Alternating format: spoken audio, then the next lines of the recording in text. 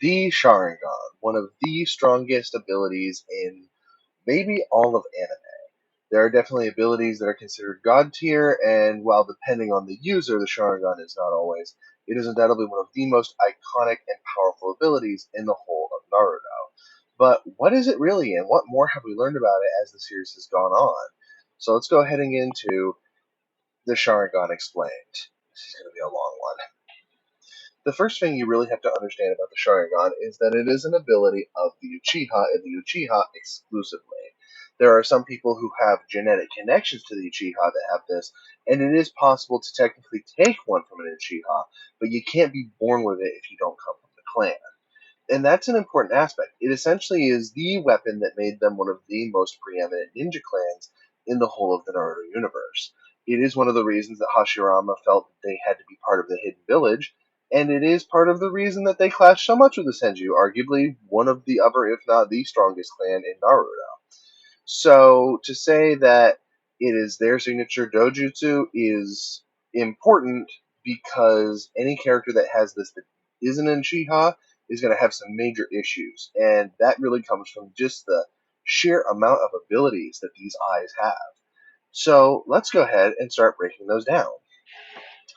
Now, in the basic format of the Sharingan, the one that has anywhere from one to three tomes, which are those little comma or apostrophe looking things that they get around the pupil, these state is basically defined by two different features. These two different features are called the two different eyes, and no, it's not one is in one eye and the other is in the other. It's just stating that the Sharingan basically comes with two basic abilities. Now, the first basic ability is the Eye of Insight. This is arguably the one that more people are familiar with because it gives you the most abilities that we actively see in the series. So, the first thing with the Eye of Insight is that it lets you see what somebody else is going to be prepping to do. It's kind of a bit debated whether this is part of this or the other eye, but I think it's part of this one because this eye is all about observation. In particular, studying the muscles and movement of your opponent. So in a way, this is what gives the Uchiha their high perception around people. It's also what makes them great lie detectors. Another factor of this is the fact that it is what allows them to actively copy any form of jutsu that they see. Now, the important condition of this is that whether it is a form of taijutsu or a form of gen or ninjutsu, they have to see the hand signs associated with it. Obviously, with taijutsu, that's not as big a deal because they just have to see the physical movements being performed. Once they see this, though, they can quite easily copy those same movements in the exact proper way. Another factor of the Eye of Insight is that it also allows you to see a person's chakra network. Now, it's not given a level of detail like we get with the Hyuga clan, but we are informed that they can perceive chakra to some degree, and thus this ties into the insight as it allows them to modify their chakra to match the proper output as well as the proper element type that is necessary. This is really the whole foundation of what the dojutsu was built on. I mean, the ability to copy anybody else's move just by seeing it once is important. Now, I do suppose that it is also worth stating that just because you see something doesn't mean you can automatically replicate it. If you see somebody with like Hashirama levels of chakra pull off a jutsu, yes, you will gain the ability to do that jutsu. But no, you still can't do it because you don't have the chakra reserves to pull it off. And that is a big part of this ability. Another one is that allegedly you cannot do Kekkei Genkai with it. I think Kekkei Genkai is largely misunderstood or has changed as the series has gone on, but that's a different video. Needless to say, though, is that if it's an ability that is for some reason singular to somebody, whether it be genetic or another reason, this does not allow you to copy it. The last factor is that you can copy anything you can see. If the enemy jutsu does not have hand signs or any kind of physical motion, you can't copy it. That's a big deal. It's partially why things like Kakashi could not cover Flying Raijin because there's no hand signs involved. He could not actively do that. It's the same reason he struggled so much with the Rasengan. There's no active hand seals in that, and because of that, he could not just pick it up. So I think it's important to note those weaknesses in retrospect to the massive amount of power that this still gives you.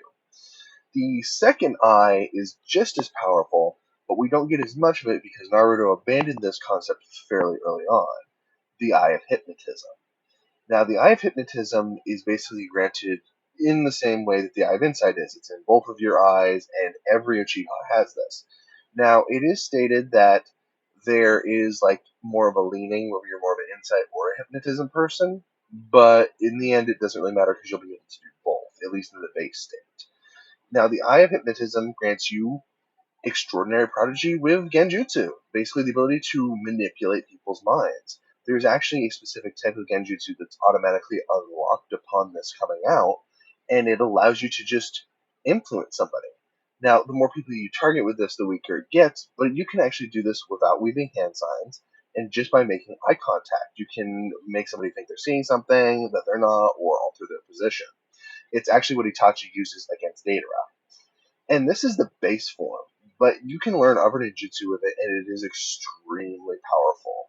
This also is believed to tie in with the future prediction ability of the Sharingan, as essentially you will use this ability to hypnotize the target into thinking that you are doing their moves ahead of them. It's not a lot, it's very almost imperceptible in its complexity. And because of that, the target usually won't pick up on it, at least not while it's happening.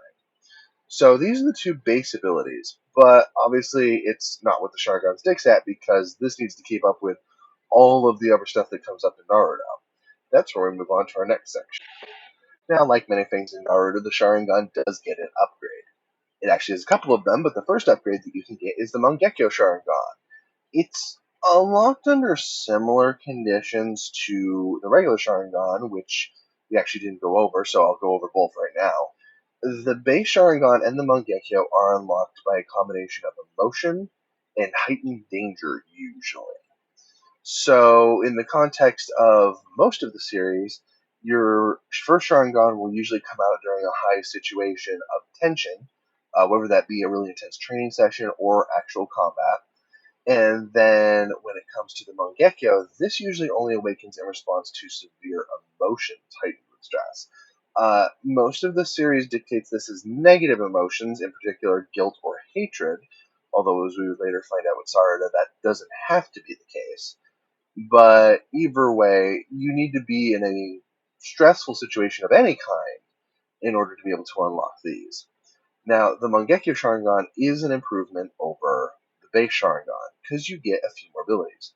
One, this is where you unlock your two special abilities, one in each eye. I'm not going to go over all of these right now because I feel that's a separate video ranking and explaining each of those.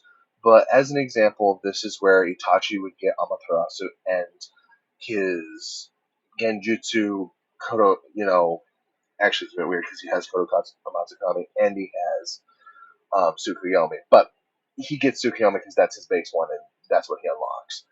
And because of this, these are really a powerful upgrade. The downside is they start causing blindness. Because you put so much chakra and pressure through your eye, it starts to damage it. Now, depending on how much you use these abilities, you can actually halt or even prevent this blindness, but it does require you to not use your ability to do so. Unfortunately, if it just came down to I had like a fight winning ability, like say Amaterasu, and I only ever needed to whip it out on the rare circumstance that my ability to copy other people or manipulate them failed, that would be okay. But the Mangekyou also does provide a couple of other abilities that do make it more tempting to run the risk with your eye. The first of these is the Susanoo, praised as the best form of defense in Naruto, which I think is definitely a lie at this point, because there are way better defenses. But for most of Naruto, they tried to sell the idea that at least the perfect Susanoo would be a great defense, because even other forms of partial states get broken all the time. So, but a perfect one is very durable. It's essentially a giant chakra mech that forms into the form of a samurai armor with a tengu mask. Each one, it comes equipped with different weapons depending on the user. They can come with anything from swords to bows and arrows to spears. And they also tend to have unique abilities attached to them, but the unique abilities of them vary from person to person, and that's probably a ranking video on its own as well.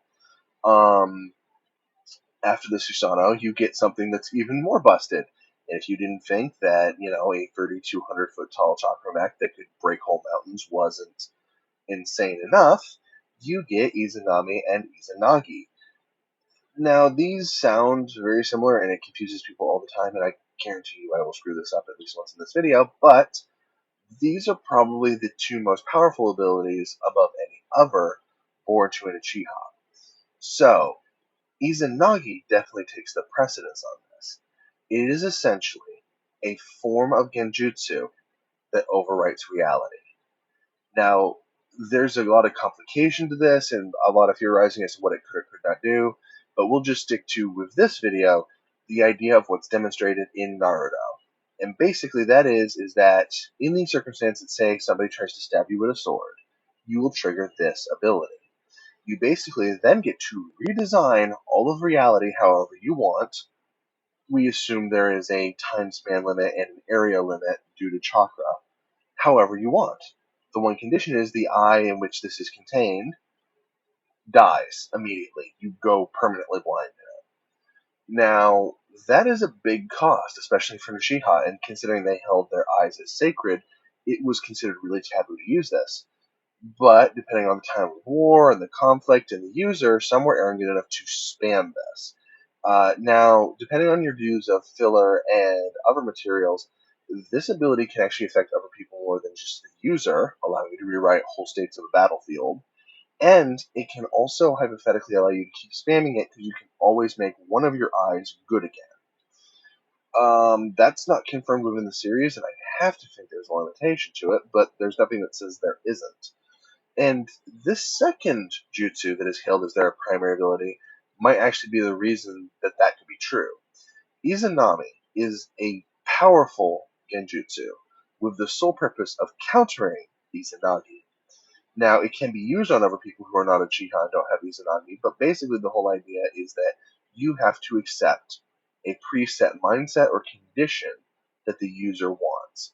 So, the instances that we are given in the series primarily is what was with Kabuto. Basically, Itachi wanted to make him change his mindset into that of what he viewed as a good guy and an ally, forcing him to release Edo Tensei, and then basically restoring him or ending the war.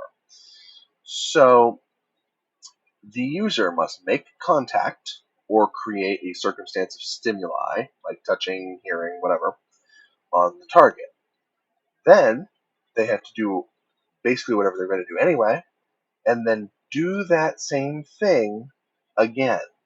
Once this happens, say 2 fist bumps, one in the beginning, do a whole bunch of things, and then at the end, you can start a loop.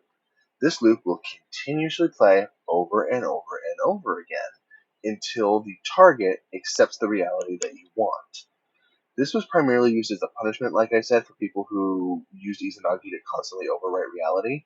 And in this way, it makes sense. It's about accepting what happens in life no matter the power that you have. You are not a god, and you should not use your ability in that way. And these are pretty much all the Mangekyou abilities, but we do have one more upgrade to cover. The last upgrade that we have to cover is, fortunately for us, very simple, but it is that there is one last upgrade to the Mangekyou Sharingan, that is the Eternal Mangekyou Sharingan. This one is much more difficult to unlock than the previous one because it requires you to take someone else's eyes.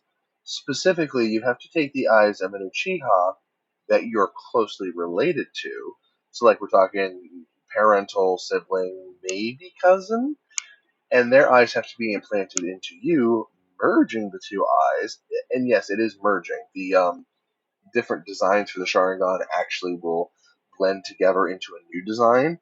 So basically, it is a new Sharingan born from both, but you keep all your abilities. You don't gain the abilities of the person that you got the eyes from, but your eyes are no longer damaged by your chakra output. So you can spam the Susanoo, you can spam the Izanagi and Izanami, although Izanagi will still deaden your eye, but the others don't have any consequence. You can spam these as much as you want. It is, though, extremely difficult to use. It requires certain conditions to unlock, and those conditions, even in wartime, would have been extremely difficult to acquire. So, all in all, I think that this ability is really powerful, but restricted for a reason. Oh, and I'm sure the last thing you want me to talk about is probably the Rinnegan. So let's go over that really quick. The Rinnegan is a separate dojutsu almost entirely from the Sharingan. And in many ways, it actually came first. But it is possible to transform your Rinnegan it is possible to transform your Sharingan into a Rinnegan on a few conditions. Mostly, you have to merge the two distinctive chakra types of Indra and Ashura, or from basically reuniting Hagoromo's whole chakra together, and that will cause a Sharingan to turn into a Rinnegan. Alternatively, you could just get chakra from Hagoromo himself, but that's not likely to happen for most people. And there we are, the Sharingan Explained. This pretty much covers all the basics and quite a few of the details that you'd want to know about this dojutsu. And please join me again at some point where I will surely go over both the rankings of the Susanos, their weapons, and the various Eternal Mangekyou Sharingan abilities. But until that happens, please be sure to like and subscribe to the channel so I can bring you more anime content.